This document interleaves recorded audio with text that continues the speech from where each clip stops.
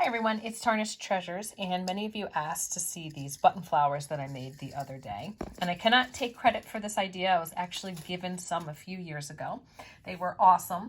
And then recently I thought, what am I going to do with all of these buttons that I've collected? So I started to make some, and they are very quick and simple. Here are a few examples of ones that I made the other day. And actually my daughter made these. So you just want to get a bunch of buttons and stack them in a pyramid shape. And here are some that I've added some buttons and beads and jewelry pieces to. So I don't have any floral tape, but when I get some, I would like to wrap the stem with the floral tape, and I think that that will give it some more stiffness and support. So I'm using this wire, and I paid $1 for this brand new wire at a yard sale in the fall. And I like to use what I have and make it not cost a lot of money. So this is 28 gauge. It's very soft. It's not sturdy enough. So what I did is I got a length, I'll say maybe about 18 inches or so, maybe 20 inches. And what I'm doing is doubling it up, and it's thin enough that it will go through the whole of the buttons very easily. So if you want to buy something that's thicker and sturdier, go for it. But this is just what I had. I didn't feel like going to the store and spending more money. So I have created just a small stack today. Use any type of buttons you want, but here's a floral one. And then I have picked a thin button, and then one that's a little bit smaller. So that's going to be my stack.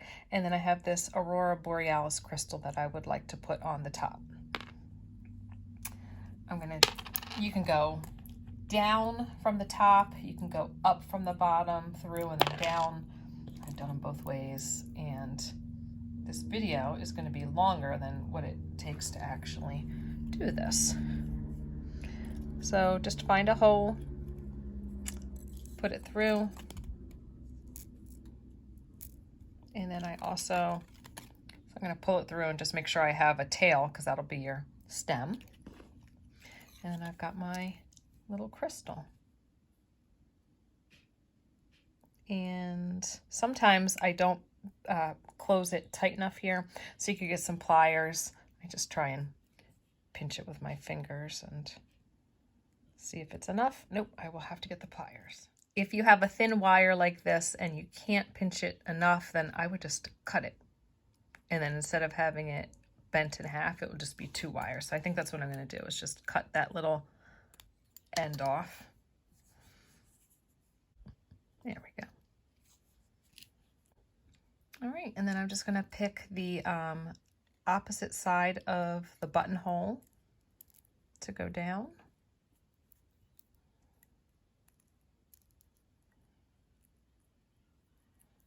So I like to do the opposite side.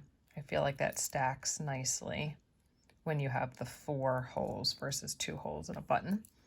And some of these buttons had 2 holes and some had 4. And it's as simple as that. There's your flower. I just hold it tight and spin it to twist it. And then this is when it would be nice to have the floral tape, because that'll make it sturdier and stiffer. And if you want a long stem, so it goes down into a deeper vase, you could do that. Keep them short. So what I did is, after I had a few, I twisted them together to get that thickness, and then I will put some floral tape. But for now, this did just fine. And I thought it was kind of fun to have some that kind of flopped down like a real flower would, some that stood up because they're twisted higher up, like together as a group. That is it, my friends. Enjoy making these. You'll be addicted, and I want to put them everywhere now. I've added the button flowers that I made yesterday to this vase with some hydrangea. And I haven't wrapped mine with floral tape yet, but that will allow them to stand up. But some of these that are heavier and bigger are hanging down from the weight, and I quite like that trailing look. It reminds me of a flower that I see like in bridal bouquets, and I like that just for some variety. So here's the one that I made earlier. And I do have plans to get that floral tape. Just don't have it yet. You can see how easy it is to just add in. But I always love to give credit where credit is due. And the thought to make these flowers came from several places. First, I was given some a few years ago. I thought they were beautiful, but it hadn't dawned on me to make my own. And then recently, I saw someone share a bridal bouquet where they had flowers and then had wired up some jewelry pieces to add. Then a friend happened to share a picture of some ideas for Easter decorating. And I also was looking at my vases in here that were filled with hydrangeas and nothing else. And I said, this just needs something to break it up. So thank you to everyone for all of that inspiration to make these. And I thought I'd share what I did in this vase. I've got the hydrangea from my garden, and I was thinking about what I could put on display in this room to break up the flowers. So first I added these vintage button hooks that I got at a flea market.